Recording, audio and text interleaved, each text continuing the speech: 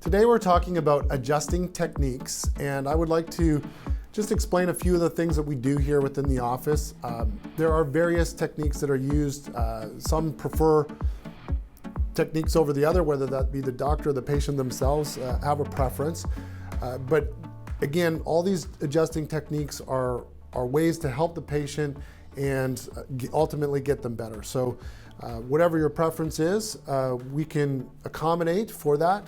There's the Cox flexion distraction technique, which is something that I've really enjoyed doing for many years because it produces great results. It's very comfortable for most patients.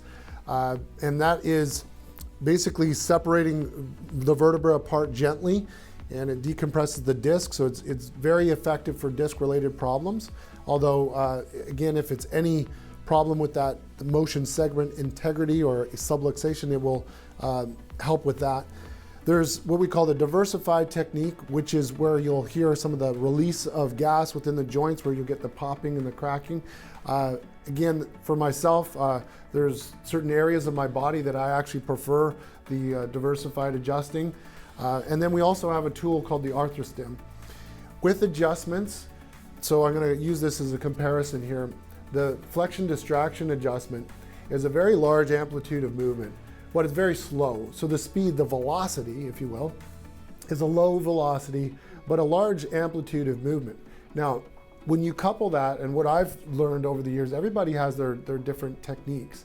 And one of the things that I've found works really well is coupling some of these techniques together in certain circumstances. And the ArthroStim is very high velocity. So you have a very high velocity, but a very low amplitude of movement. And so sometimes coupling that, the effect that that has on the nerve system and how to get the body into a state where it can relax and heal is quite effective. Again, the diversified adjustment is a higher velocity and a lower amplitude of movement, where we take that joint into the just right at the end range, and it's this term they call the paraphysiological space, which basically just takes that joint just a little beyond, and it creates that's where we hear that little pop or that release. There's a tool called the activator. So whereas the ArthroStim is these rapid fire little vibrations or forces, high velocity, low amplitude. The activator, again, you can adjust the amplitude, but it's a very high velocity as well. And then we have other techniques.